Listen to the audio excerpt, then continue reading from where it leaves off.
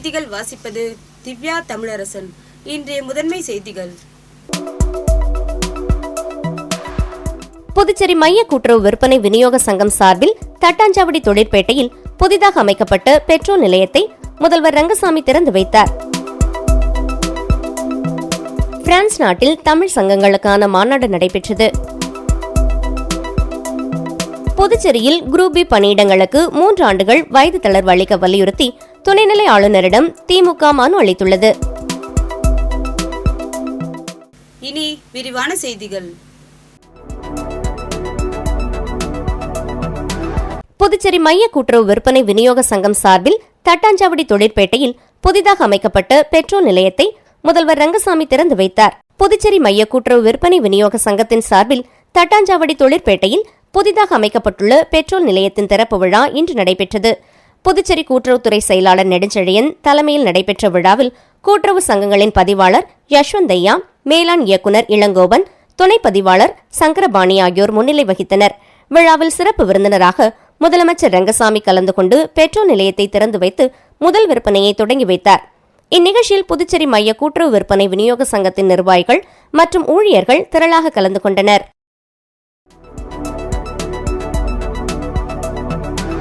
France நாட்டில் தமிழ் சங்கங்களுக்கான மாநாடு நடைபெற்றது. பிரான்ஸ் பாண்டிச்சேரி சங்கங்கள் கூட்டமைப்பு புதுவை அரசுடன் இணைந்து நடத்தும் பிரான்ஸ் பாண்டிச்சேரியில் நட்புறவு தின மாநாடு நடைபெற்றது. இந்நிகழ்ச்சியில் புதுச்சேரி பொதுப்பணித்துறை அமைச்சர் லட்சுமி நாராயணன் மற்றும் அரியாங்குப்பம் தொகுதி சட்டமன்ற உறுப்பினர் பாஸ்கர் என்கிற தட்சிணாமூர்த்தி, இந்திரா நகர் தொகுதி சட்டமன்ற உறுப்பினர் AKD ஆறுமுகம் அவர்கள் சிறப்பு விருந்தினர்களாக கலந்து கொண்டனர். இதில் பிரான்ஸ் நாட்டு தமிழ் சங்க தலைவர் மருத்துவர் செல்வ சண்முகம் அவர்களும் மேலும் Michael Forget, Mathieu Hanotin, Jawad Ashraf அவர்களும் கலந்து கொண்டனர். இந்நிகழ்ச்சியில் புதுச்சேரி மற்றும் பிரான்ஸை சேர்ந்த தமிழர்கள் திரளாக கலந்து கொண்டனர்.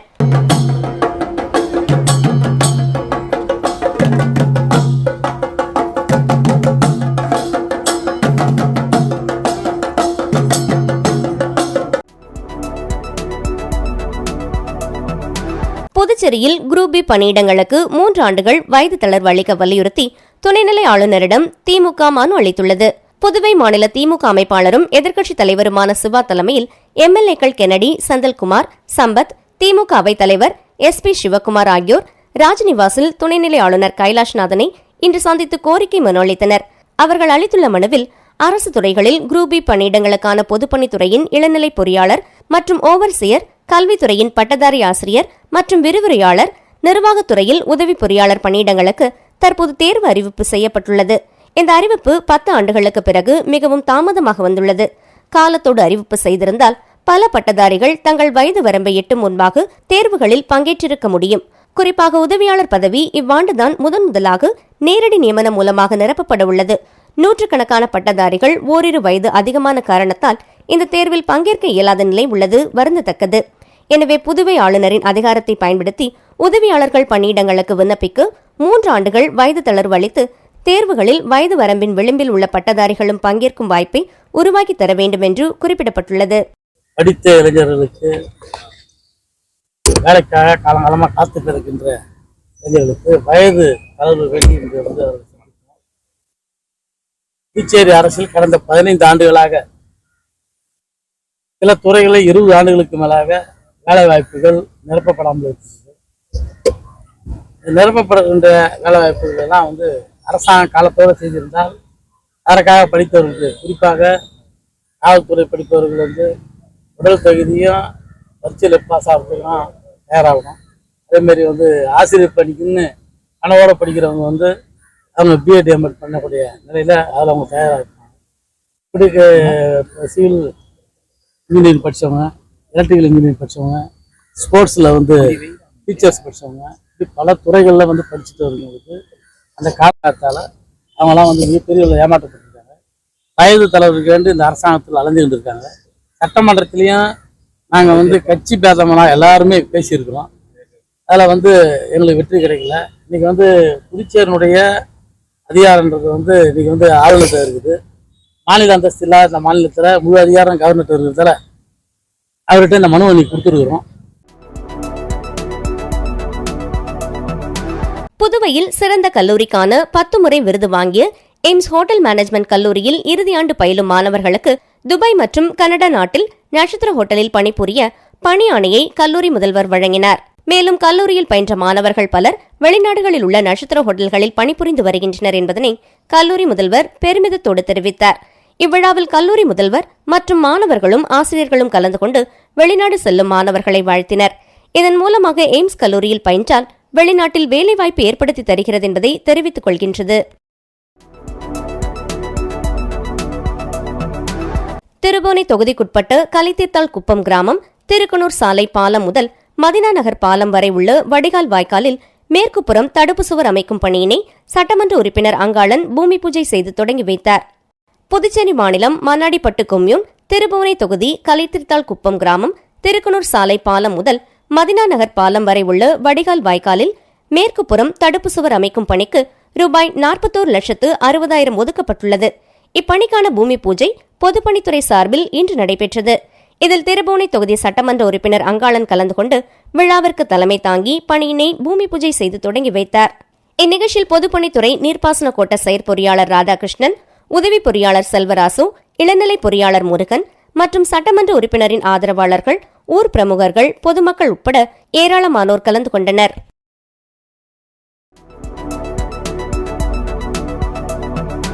புதுச்சேரி பாண்லே தலைமை அலுவலகத்தில் தொழிலாளர் முன்னேற்ற பேரவையின் புதிய கிளையை எதிர்க்கட்சித் தலைவர் சிவா தொடங்கி வைத்தார். ஊசுடு சட்டமன்ற தொகுதிக்குட்பட்ட குருமாம்பேட் பாண்லே நிறுவன வளாகத்தில் தொழிலாளர் முன்னேற்ற பேரவையின் புதிய கிளை துவக்க விழா இன்று நடந்தது. திமுக மாநில அவைத்தலைவர் SP சிவக்குமார் தலைமையில் நடைபெற்ற விழாவிற்கு சட்டமன்ற உறுப்பினர்கள் அனிபால் கென்னடி, செந்தில்குமார், சம்பத் ஆகியோர் முன்னிலை வகித்தனர். விழாவில் மாநில அமைப்பாளரும் சட்டமன்ற எதிர்க்கட்சித் தலைவருமான சிவா சிறப்பு அழைப்பாளர்களாக கலந்து கொண்டு பாண்லே தொழிலாளர் முன்னேற்ற சங்க பேர்பலகையை திறந்து வைத்தும் கட்சி கொடி வைத்தும் சிறப்புரையாற்றினர். நிகழ்ச்சிக்கான ஏற்பாடுகளை தோமுசா பேரவை அமைப்பாளர் அண்ணா அடைக்கலம் தலைமையிலான தோமுசா நிர்வாகிகள், பாண்லே சங்க நிர்வாகிகள் செய்திருந்தனர்.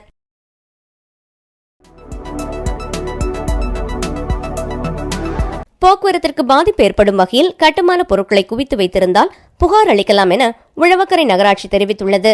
உழவக்கரை நகராட்சி ஆணையர் சுரேஷ்ராஜ் வெளியிட்டுள்ள செய்திக்குறிப்பில், உழவக்கரை நகராட்சிக்குட்பட்ட பகுதிகளில் மக்கள் பல்வேறு கட்டுமான பணிகளை மேற்கொள்ளும் போது நகராட்சியை அணுக வேண்டும். அதற்கான கட்டணத்தை செலுத்தி அனுமதி பெற்று போக்குவரத்திற்கு இடையூறு இல்லாமல் கட்டுமானங்களை மேற்கொள்ள வேண்டும். பல கட்டுமானங்கள் தக்க அனுமதி பெறாமல் மேற்கொள்ளப்படுவது நகராட்சியின் கவனத்திற்கு வந்துள்ளது. எனவே முறைப்படுத்தி தக்க கட்டணம் வசூலிக்கவும் போக்குவரத்துக்கு இடையூறு ஏற்படுத்துவதை தடுக்க நகராட்சி முடிவு செய்துள்ளது. போக்குவரத்திற்கு பாதிப்பு ஏற்படும் வகையில் கட்டுமான பொருட்களை குவித்து வைத்திருந்தால் புகார் அளிக்கலாம் என்றும் குறிப்பிடப்பட்டுள்ளது. விளம்பர இடைவெளிக்கு பிறகு மற்ற செய்திகளை காணலாம். Hey, I got more gifts from Joe Salukas. Car full ஆயிடுச்சு. Happy guys.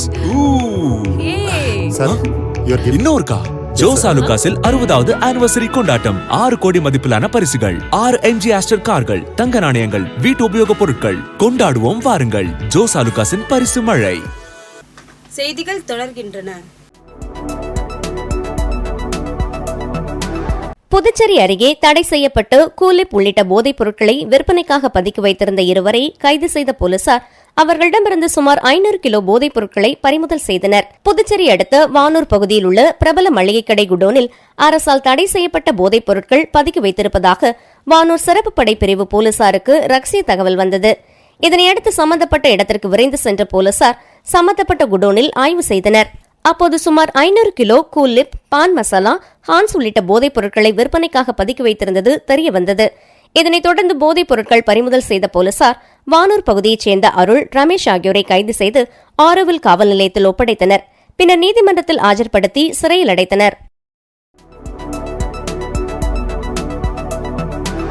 காரைக்கால் திருப்பட்டினம் அருகே மோட்டார் சைக்கிள் மீது கார் மோதிய விபத்தில் துறைமுக தொழிலாளி சம்பவ இடத்திலேயே உயிரிழந்த சம்பவத்தின் சிசிடிவி காட்சிகள் வெளியாகி அதிர்ச்சியை ஏற்படுத்தியுள்ளது. நாகப்பட்டினம் மாவட்டம் சிக்கல் பகுதியைச் சேர்ந்தவர் பாலசுப்ரமணியம். இவர் காரைக்கால் துறைமுகத்தில் மீனேற்றும் தொழிலாளியாக பணிபுரிந்து வந்தார். நேற்று பணி முடித்து தனது இருசக்கர வாகனத்தில் திருப்பட்டினம் அருகே சென்று கொண்டிருந்த போது நாகப்பட்டினத்திலிருந்து அதிவேகத்தில் வந்த கார் மோட்டார் சைக்கிளின் மீது மோதியதில் பாலசுப்ரமணியம் தூக்கி எறியப்பட்டு சம்பவ இடத்திலேயே உயிரிழந்தார். காரில் வந்த 6 பேரும் பலத்த காயமடைந்து காரைக்கால் அரசு மருத்துவமனையில் அனுமதிக்கப்பட்டுள்ளனர். இதுகுறித்து காரைக்கால் போக்குவரத்து போலீசார் வழக்கு பதிவு செய்து விசாரணை மேற்கொண்டு வரும் நிலையில் விபத்து தொடர்பான சிசிடிவி காட்சிகள் வெளியாகி அதிர்ச்சியை ஏற்படுத்தியுள்ளது.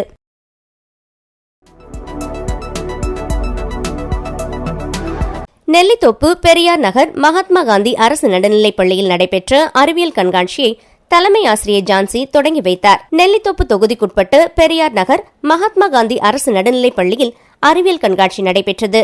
பள்ளி தலைமை ஆசிரியை ஜான்சி தலைமை தாங்கி கண்காட்சியை துவக்கி வைத்தார். அறிவியல் ஆசிரியை தேவி கன்னியாகுமரி வரவேற்புரை வழங்கினார்.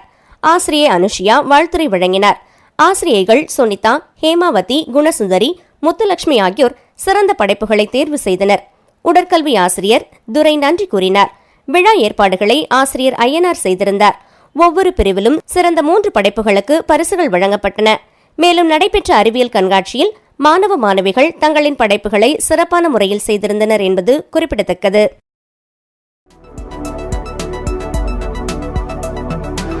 காரைக்கால் ஸ்ரீ பார்வதீஸ்வரர் கோவில் நில மோசடி விவகாரத்தில் 3 பேர் கைது செய்யப்பட்டுள்ள நிலையில் பத்திர எழுத்தாளர் கார்த்தி என்பவரை போலீசார் கைது செய்துள்ளனர். காரைக்கால் மாவட்டம் கோவில்பத்து பகுதியில் அமைந்துள்ள ஸ்ரீ பார்வதீஸ்வரர் கோவில் நிலங்களை போலி ஆவணங்கள் தயார் செய்து விற்பனை செய்த வழக்கில் இடைத்தரகர் சிவராமன், நில அளவையாளர் ரேணுகா தேவி ஆகியோர் கைது செய்யப்பட்டனர். தற்போது வழக்கறிஞரும் பத்திர எழுத்தாளருமான கார்த்தி என்பவரை போலீசார் கைது செய்துள்ளனர். பார்வதீஸ்வரன் கோவில் நில மோசடி விவகாரம் தற்போது உச்சத்தை தொட்டுள்ளது. ஒரு அரசு அதிகாரி உள்ளிட்ட 4 பேர் இதுவரை கைது செய்யப்பட்டுள்ள நிலையில் முக்கிய குற்றவாளியாக அறிவிக்கப்பட்ட ஜேசிபி ஆனந்தை போலீசார் தீவிரமாக வலைவீசி தேடி வருகின்றனர். இவ்வழக்கில் முக்கிய அரசியல் புள்ளிகள் மற்றும் அதிகாரிகள் சிக்குவார்கள் என்று காவல்துறை வட்டாரங்கள் தெரிவிக்கின்றன.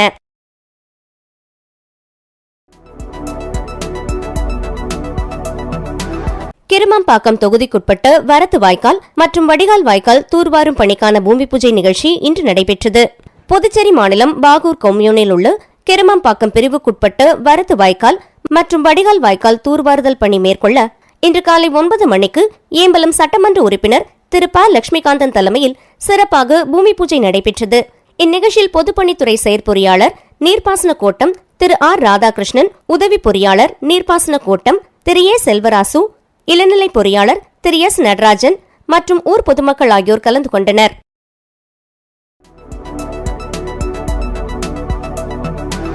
புதுச்சேரியில் பலத்த போலீஸ் பாதுகாப்புடன் நடந்த RSS ஊர்வலத்தில் பாஜக அமைச்சர்கள், MP மற்றும் MLAக்கள் உட்பட 1000க்கும் மேற்பட்டோர் பங்கேற்றனர்.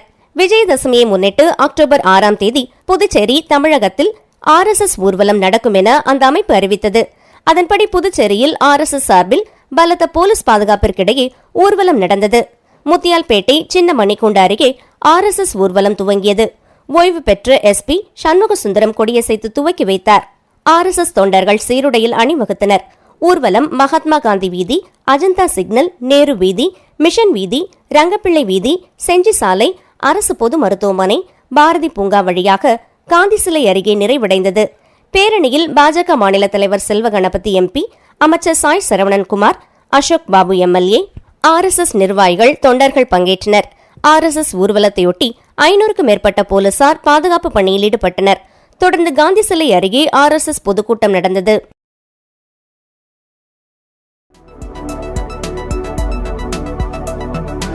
உஸ்பெஸ்கிஸ்தான் நாட்டில் நடைபெறும் ஆசிய அளவிலான பென்காக் ஸ்லாட் போட்டியில் பங்கேற்கும் புதுச்சேரி வீரர்களை செந்தில்குமார் MLA சீருடை வழங்கி வாழ்த்தி வழி அனுப்பினார். 8வது ஆசிய பென்காக் ஸ்லாட் சாம்பியன்ஷிப் போட்டிகள் இம்மாதம் 10ஆம் தேதியிலிருந்து 16ஆம் தேதி வரை உஸ்பெஸ்கிஸ்தான் நாட்டில் புகாரா நகரத்தில் நடைபெறுகிறது. இப்போட்டிகளில் இந்திய அணியின் புதுச்சேரி வீரர் மற்றும் வீராங்கனைகள் பிரேம்குமார், பிரவீன்குமார், மணிகண்டன், ஹேமா, காவியா, ஜீவிதா, ராஜ்னி, பரமேஸ்வரி, பிரீத்தி ஆகியோர் மற்றும் இந்திய அணியின் மேலாளராக புதுவையைச் சேர்ந்த அருள்ஜோதி இந்திய பென்காக் ஸ்லாட் கூட்டமைப்பின் சார்பில் கலந்து கொள்கின்றனர். இதன் வழியனுப்பும் விழா இன்று பாகூர் சட்டமன்ற உறுப்பினர் அலுவலகத்தில் நடைபெற்றது. இவ்விழாவில் பாகூர் சட்டமன்ற உறுப்பினர் செந்தில்குமார் கலந்து கொண்டு வீரர்களுக்கு சீருடை வழங்கி வாழ்த்தி வழி அனுப்பினார். இந்த நிகழ்ச்சியில் புதுச்சேரி அமைச்சர் பென்காக் ஸ்லாட் அசோசியேஷன் தலைவர் சாந்தி லட்சுமி, பொதுச் செயலாளர் பச்சையப்பன், நிர்வாகிகள் மற்றும் சங்க உறுப்பினர்கள் கலந்து கொண்டனர். கதிர்காமம் அரசு மருத்துவக் கல்லூரியை சுற்றிலும் சுகாதார சீர்கேடு. புதுவையின் மிகப்பெரிய தொகுதிகளில் ஒன்றாக இருந்த தட்டாஞ்சாவடி தொகுதி 3ஆக பிரிக்கப்பட்டு கதிர்காமம் தொகுதி உருவானது. கதிர்வேல் சுவாமிகள் கோவில், முத்துமாரியம்மன் கோவில் என பிரசித்தி பெற்ற கோவில்கள் அடங்கிய பகுதியாகவும் கதிர்காமம் உள்ளது. இங்கு முதலமைச்சர் ரங்கசாமியின் வெகுநாள் கனவான அரசு மருத்துவக் கல்லூரி மற்றும் மருத்துவமனை கட்டப்பட்டு செயல்பட்டு வருகிறது. மருத்துவக் கல்லூரியை சுற்றியுள்ள பகுதி தற்போது சுகாதார சீர்கேட்டில் சிக்கி தவித்து வருகிறது. மருத்துவமனையை சுற்றியுள்ள குடியிருப்பு பகுதியில் சாக்கடை வாய்க்கால்களில் தண்ணீர் தேங்கி நிற்கின்றன. குறிப்பாக அரசு மருத்துவக் கல்லூரி மருத்துவமனை வளாகத்தில் ஆங்காங்கே மழை நீருடன் கழிவுநீர் தேங்கி கொசு உற்பத்தி கூடாரமாக மாறியுள்ளது. பெரிய அளவிலான பள்ளங்களில் மழைநீர் அங்கு தேங்கியுள்ளது. விடுதிக்கு செல்லும் வழியிலும் கழிவுநீர் தேங்கியுள்ளது.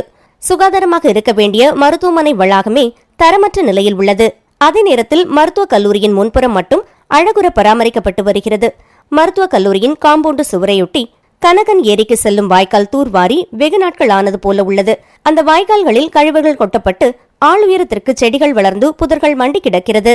விழிப்புணர்வு நிகழ்ச்சிகளை சுகாதாரத்துறை நடத்தினாலும் மருத்துவமனை வளாகத்தில் இதுபோன்ற சுகாதார சீர்கேடு இருந்தால் என்ன செய்வதென்று நோயாளிகள் கேள்வி எழுப்பி வருகிறார்கள். இதேபோல சண்முகாபுரம் அண்ணா வீதி பகுதியில் சாக்கடை வாய்க்கால்கள் எங்கும் கழிவுநீர் தேங்கியே உள்ளது. இதே நிலைதான் மார்க்கெட் பகுதியிலும் உள்ளது. துளசி முத்துமாரியம்மன் கோவில் வீதி அருகே வாய்க்கால்கள் தூர்வாரப்படாமல் கழிவுநீர் தேங்கியுள்ளது. இதனால் அங்கு துர்நாற்றம் வீசி வருகிறது. மேலும் அப்பகுதியில் கொசு தொல்லையும் அதிகரித்துள்ளதாக அப்பகுதி மக்கள் குற்றம் சாட்டுகிறார்கள். எனவே அரசு மருத்துவக் கல்லூரி மருத்துவமனை மற்றும் சுற்றுப்புற பகுதிகள் நிலவும் சுகாதார சீர்கேட்டை சரி செய்ய அரசு நடவடிக்கை எடுக்க வேண்டும் என்று நோயாளிகள் பொதுமக்கள் கோரிக்கை விடுத்துள்ளனர். மீண்டும் முதன்மை செய்திகள். புதுச்சேரி மைய கூட்டுறவு விற்பனை விநியோக சங்கம் சார்பில் தட்டாஞ்சாவடி தொழிற்பேட்டையில் புதிதாக அமைக்கப்பட்ட பெட்ரோல் நிலையத்தை முதல்வர் ரங்கசாமி திறந்து வைத்தார். பிரான்ஸ் நாட்டில் தமிழ் சங்கங்களுக்கான மாநாடு நடைபெற்றது.